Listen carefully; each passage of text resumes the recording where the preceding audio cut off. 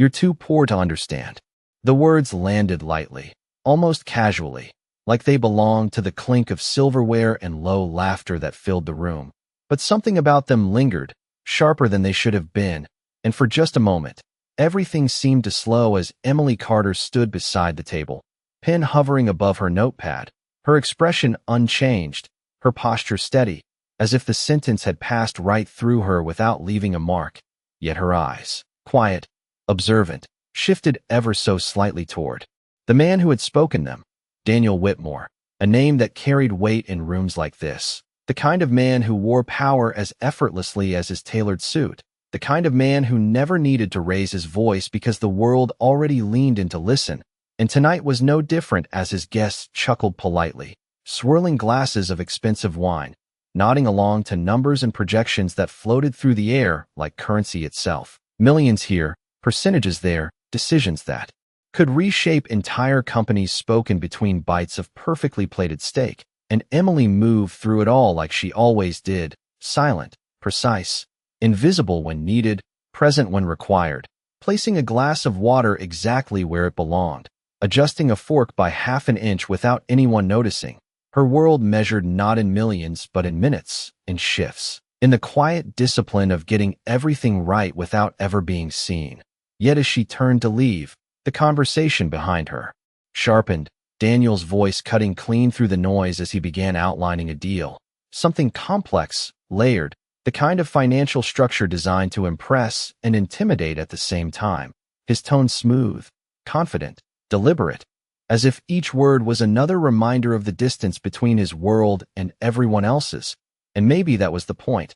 Maybe it always was, because when he spoke again, slower this time, with a faint smile that didn't quite reach his eyes, he added, "Some concepts are just beyond certain people." And the table responded with soft laughter, the kind that agreed without questioning, the kind that assumed the hierarchy was already understood. And Emily paused, just for a fraction of a second, her hand resting lightly against the edge of the table as she set down a cup of coffee, the steam rising between them like a thin veil. And she didn't look offended, didn't react the way most would expect. No sharp breath, no defensive glance, just a stillness, a quiet recalibration, as if she had heard something more than what was said, as if beneath the polished words and practiced confidence, she had already noticed something else entirely, something small, something hidden, something no one else at that table had caught. And when she finally stepped back, her voice soft, almost gentle, it carried just enough weight to cut through everything else as she said, "Sir, the numbers don't align." And for the first time that evening, Daniel Whitmore stopped mid-sentence, the rhythm of his certainty breaking just slightly, just enough for the room to feel it, even if no one could yet explain why. Daniel Whitmore did not speak right away, and that alone was enough to shift the air around the table as his hand, which had been mid-gesture, slowly lowered to rest beside his glass, his eyes narrowing not in anger but in calculation, the kind that had built empires and dismantled competitors. And for a brief second, he simply looked at her, really looked this time, as if trying to place something that did not quite fit, because waitresses were not supposed to interrupt conversations like this. And they certainly were not supposed to sound certain when they did. Yet Emily Carter stood there without tension, without apology, her posture relaxed but precise, as if she had only stated something obvious, something anyone should have seen, even though no one at the table had. And one of the men across from Daniel let out a quiet chuckle, shaking his head as if to brush it off. But Daniel did not laugh. Instead, he leaned back slightly in his chair, his expression smoothing into something almost polite, almost amused, the kind of expression he used when he was about to dismantle an argument piece by piece. "That is a bold statement," he said, his voice even, controlled, especially from someone who has not seen the full structure. And a few of his guests nodded, reassured by the return of his authority. But Emily did not step away, did not retreat into the safe invisibility expected of her role. Instead, she glanced down at the document resting near his hand, not touching it, not overstepping, just observing. And then she spoke again, softer this time, but clearer. "Page 12, section 7.3, she said. And now there was no movement at the table, no clinking glasses, no shifting chairs. Just silence that seemed to stretch longer than it should, because the specificity of her words did not belong to guesswork, and Daniel's fingers paused against the edge of the paper before he slowly turned it toward himself, his confidence still present but no longer effortless. And as his eyes scanned the section she had mentioned, something subtle changed, not enough for most people to notice, but enough to break the perfect rhythm he had carried all evening, and one of the investors leaned forward, curious now, asking what she meant. But Emily did not look at him. Her attention remained on Daniel as if the conversation had narrowed to just the two of them. The clause ties your equity release to a conditional performance metric, she continued, her tone steady, almost clinical. But the metric is controlled by a third party with discretionary authority. And someone at the table frowned, trying to follow, but she did not slow down. If they delay certification, even by 90 days, your liquidity window closes, and the controlling interest shifts. And this time there was no laughter, no polite dismissal, only the quiet sound of Daniel's breath as he leaned forward, reading more carefully now, his earlier amusement gone, replaced by something sharper, something closer to focus, and the room seemed to shrink around that moment as the weight of her words settled in, because this was no longer a passing comment, no longer something that could be brushed aside. And yet, Emily did not press, did not emphasize. She simply stood there, composed, as if the truth spoke loudly enough on its own. And after a long second, Daniel reached for his phone, not to check a message, not to disengage, but to call someone, his voice lower now, more precise, asking his legal team to review a specific clause. And as he waited, the silence deepened, stretching across the table like an unspoken question. And for the first time that evening, the man who controlled everything was waiting for an answer. The seconds stretched longer than they should have as Daniel Whitmore held the phone to his ear, his gaze still fixed on the page in front of him, but no longer with the effortless confidence that had defined him moments earlier. Now there was scrutiny, a tightening around his eyes that suggested something deeper was unfolding beneath the surface. And across the table the others shifted subtly, their earlier ease replaced by a quiet tension, because power, when it hesitates, changes the room. And when the voice on the other end finally responded, Daniel did not waste time with pleasantries. He spoke in clipped, precise sentences, referencing the exact clause, the exact structure, his tone controlled but edged with something new, something that had not been there before. And as he listened, his expression did not collapse, did not dramatically change, but it altered just enough, just subtly enough, for those watching closely to notice the shift, the slight stillness in his posture. The way his fingers stopped tapping against the table, the way his jaw set not in dominance, but in recognition.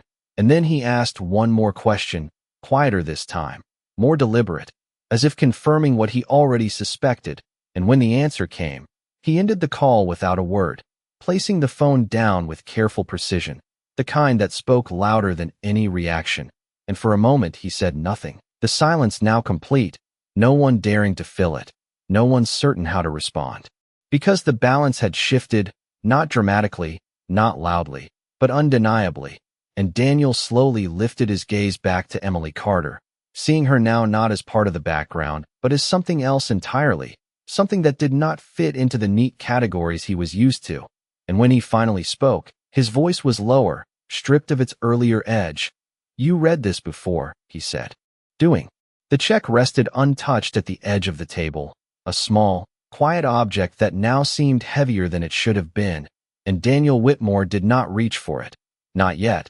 Instead, his attention remained fixed on the space where Emily Carter had stood just moments ago, as if the absence she left behind carried more weight than her presence ever did.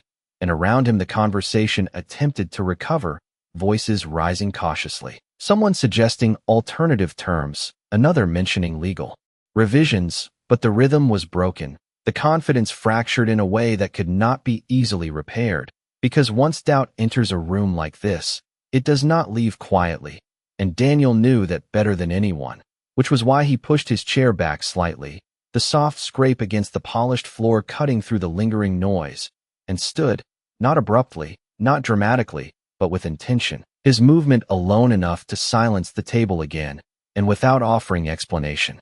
He stepped away, leaving behind a group of men who were suddenly far less certain of everything they had discussed, and he walked across the dining room with a measured pace, past tables filled with laughter and quiet conversations that now felt distant, irrelevant, until he reached the service station where Emily was already moving on to her next task, aligning plates, checking orders, her focus undisturbed, as if nothing unusual had occurred, as if moments like that did not alter the course of million-dollar decisions. And for a second Daniel simply watched her, taking in the details he had missed before, the steadiness in her hands, the way she moved without hesitation, without the need to prove anything. And when he finally spoke, his voice was lower than before, stripped of its earlier sharpness.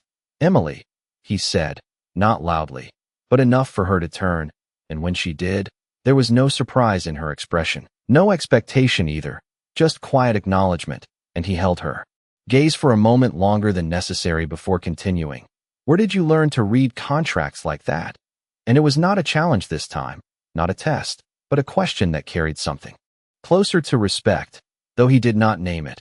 And Emily considered him for a brief second, not weighing her words, but deciding how much to give, how much to keep, and then she answered simply, "From reading them." Her tone even, unembellished, and Daniel almost smiled at that, not because it was amusing, but because it was precise, because it revealed nothing while still being entirely true, and he nodded slightly, as if acknowledging a move in a game he had not realized he was playing. And for a moment neither of them spoke, the noise of the restaurant filling the space between them, but no longer defining it. And then he reached into his jacket, pulling out a card, not the kind he handed out casually, not the standard introduction he used in boardrooms, but a direct line, something reserved, something deliberate, and he placed it on the counter in front of her, not pushing it forward, not insisting, just leaving it there. "If you ever decide that this is not where you belong," he said, his voice calm, controlled, "call me." And it was not an offer wrapped in arrogance, not a transaction disguised as generosity, but something quieter, something that acknowledged what he had just witnessed without trying to own it. And Emily glanced at the card briefly, then back at him, her expression unchanged, her posture still, and for a second it seemed as if she might refuse, might push it back across the counter and return to her work as if the moment did not matter, but instead, she simply let it remain where it was, neither accepting nor rejecting it. And Daniel understood that too, understood that not everything could be bought, not everything could be decided in a single exchange, and he gave a small nod, almost imperceptible, before turning to leave, walking back toward his table, but not quite the same man who had stood there before, because this time, when he sat down, he did not resume where he left off. He did not pick up the conversation as if nothing had changed. Instead, he looked once more at the contract in front of him, then at the empty space where certainty used to be, and for the first time in a long time, he chose to listen instead of speak. The conversation at Daniel Whitmore's table did not return to what it had been, even though the men tried, voices carefully rebuilding confidence with revised terms and cautious optimism. But something essential had shifted, something that could not be recalculated or negotiated away, and Daniel remained quieter than usual, his attention divided between the document in front of him and the memory of a voice that had not tried to impress, only to state what was true, and every now and then his eyes would lift, almost unconsciously, scanning the room until they found her again. Emily Carter moving between tables with the same quiet efficiency, the same steady rhythm, as if she had not just altered the course of a deal worth more than most people would see in a lifetime.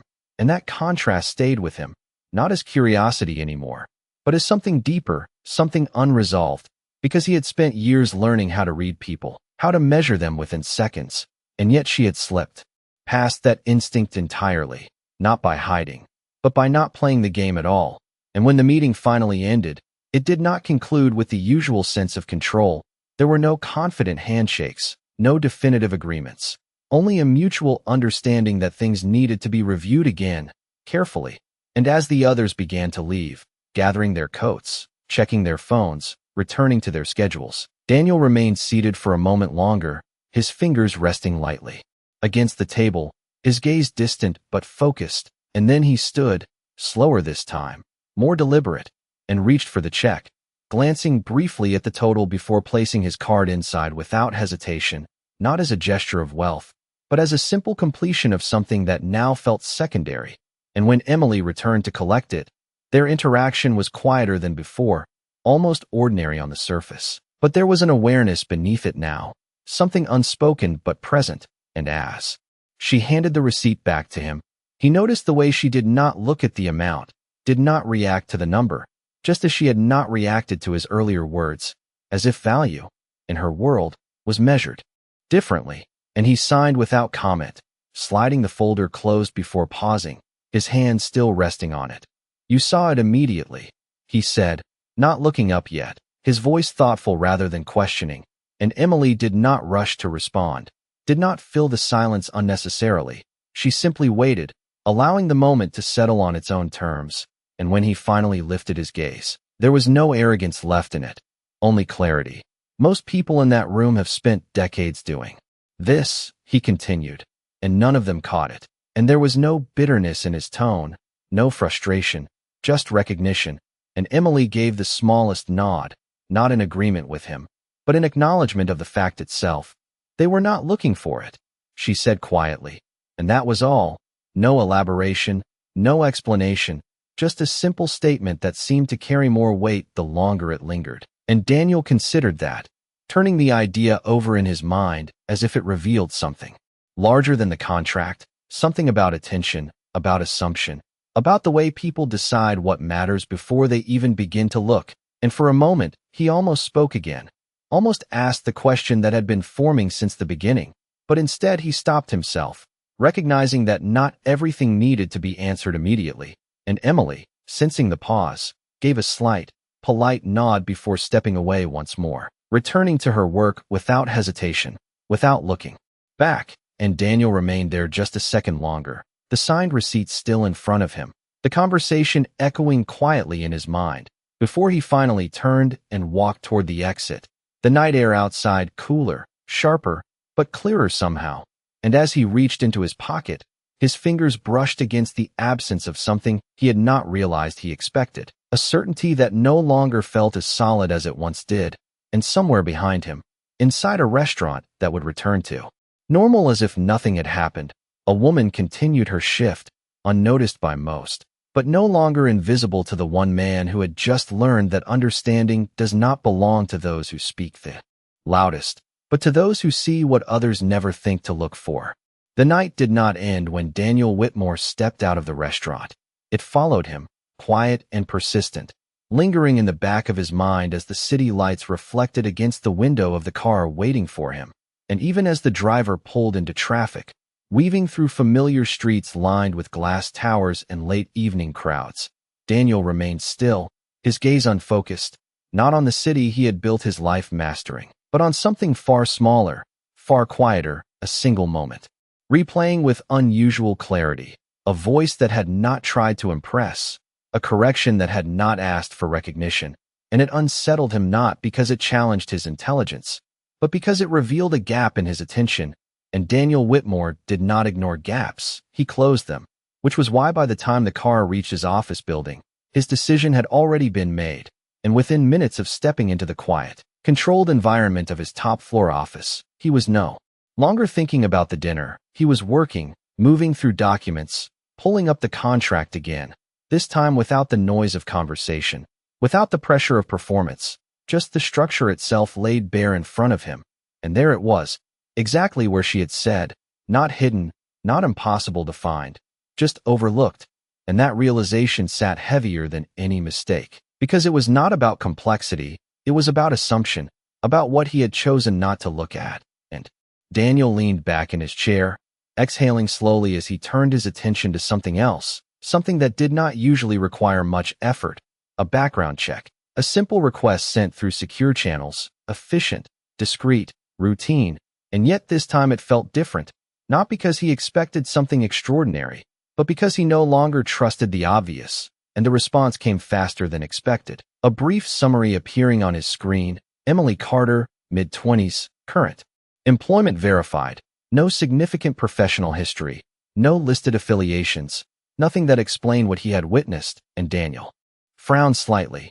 Not in frustration, but in recognition of something incomplete, because people like her did not appear out of nowhere, not with that level of precision, not with that kind of quiet confidence. And he read it again, slower this time, searching for what was not written, for the spaces between the lines, and when he found nothing, he did not dismiss it. He leaned forward instead, his focus sharpening, because absence, in his world, was never accidental, it was intentional, and that was when he noticed a small detail buried in the report, a mention of a university enrollment that had been listed but not completed, no degree, no explanation, just a name that most people would have overlooked, but Daniel did not. And as he cross-referenced it with another database, something began to take shape, not fully clear, not yet complete, but enough to suggest that the story he had been given was not the whole one. And for the first time that evening, something close to intrigue replaced the quiet reflection, not the kind driven by ego, but by curiosity, genuine and unguarded. And he sat back again, the city stretching out below him, lights flickering in patterns he had long since stopped noticing. And somewhere in that vast, restless landscape was a woman who had chosen silence over recognition, precision over performance. And as Daniel reached for his phone once more, not to call her, not yet, but to ask a different question, a deeper one, he realized that this was no longer about a contract, no longer about a deal. It was about understanding something he had overlooked, and for a man who built his life on knowing, that was not a weakness, it was an invitation.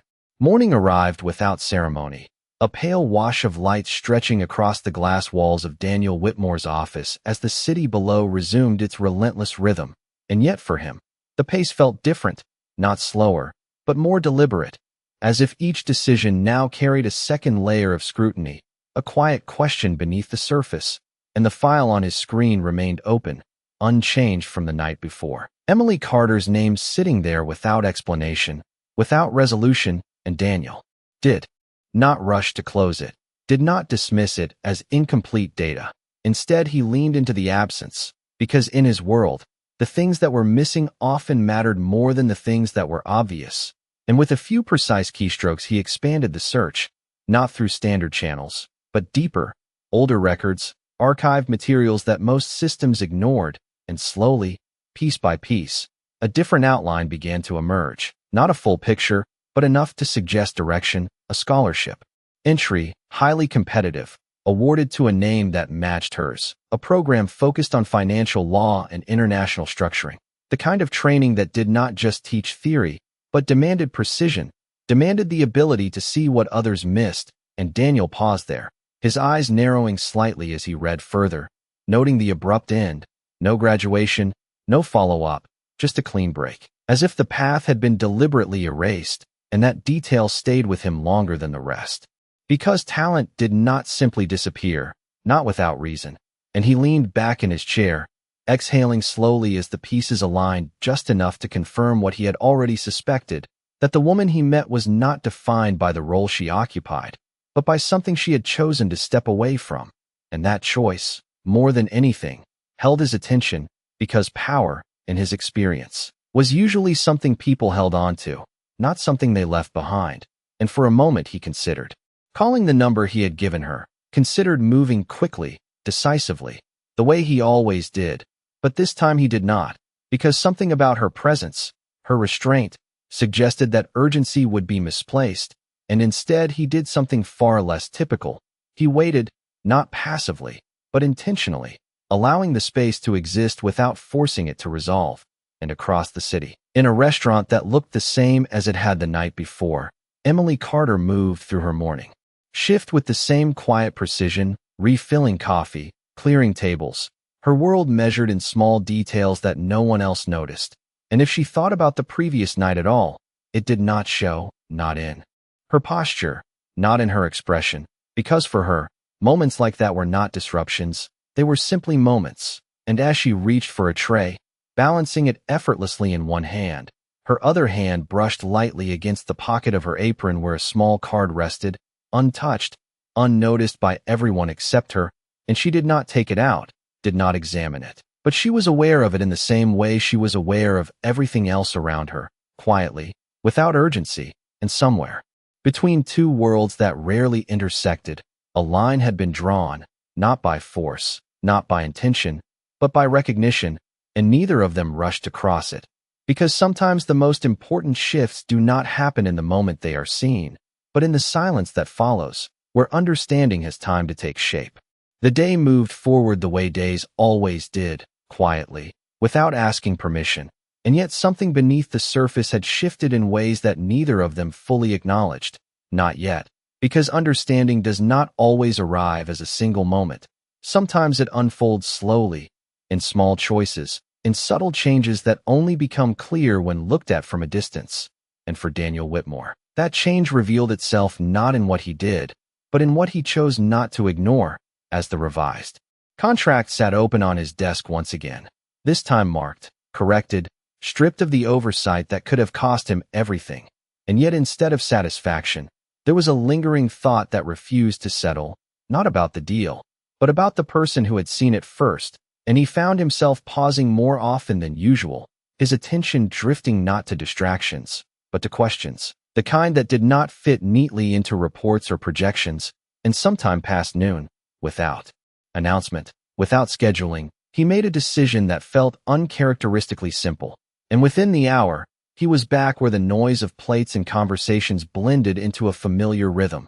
The same restaurant, the same polished floors, the same quiet choreography of service, and yet when he stepped inside, it did not feel the same, not because anything had changed, but because he had, and his eyes moved through the room with a different kind of focus, not scanning for power, not measuring status, but searching, and it did not take long to find her.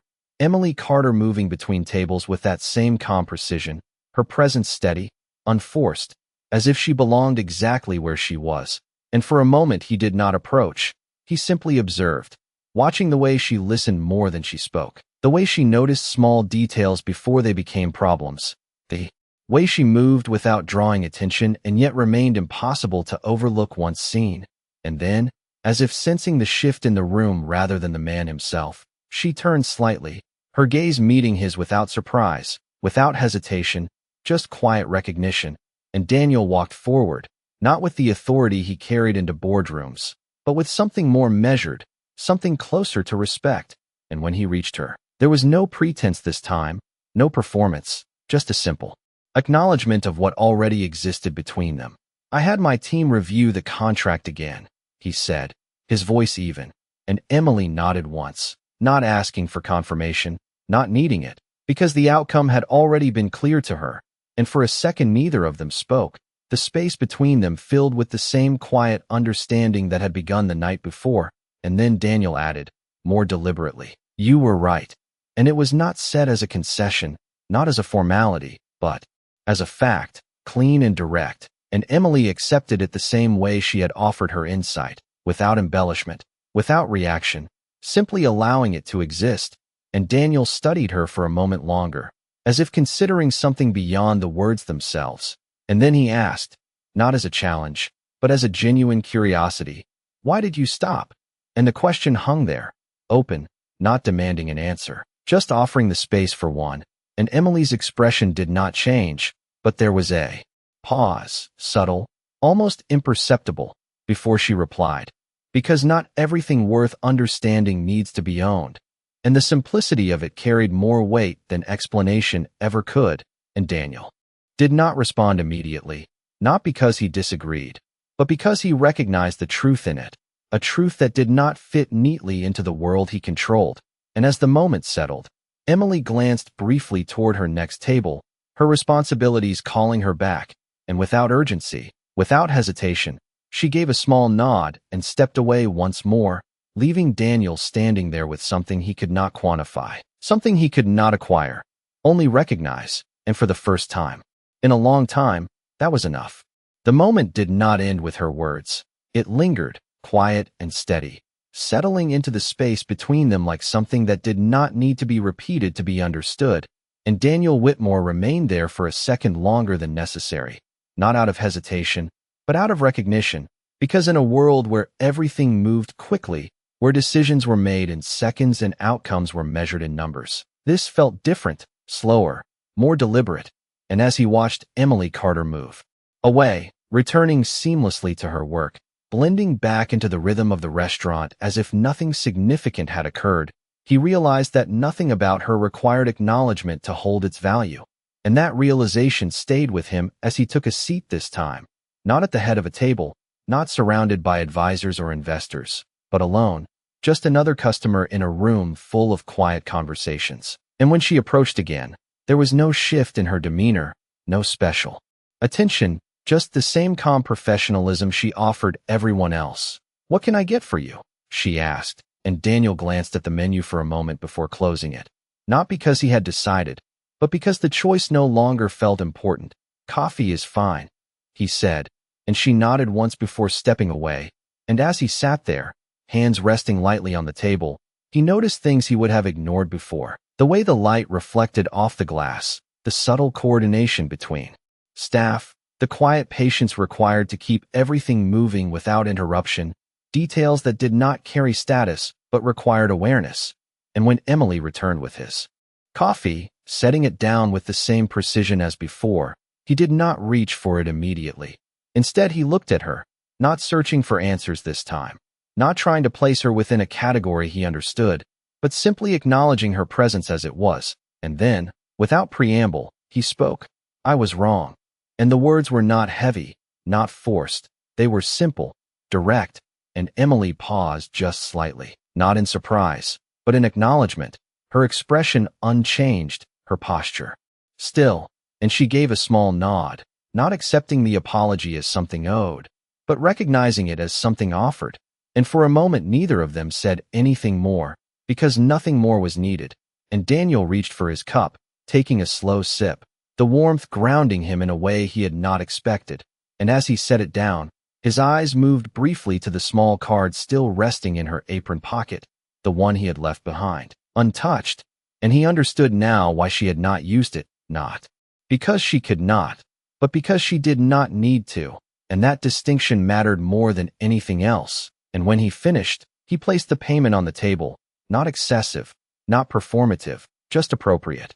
And as he stood to leave, there was no final gesture, no attempt to define what had happened between them, only a quiet understanding that some things were not meant to be concluded, only recognized. And as he stepped outside once more, the city moving around him with the same relentless energy, he felt something shift, not in his power, not in his position, but in his perception.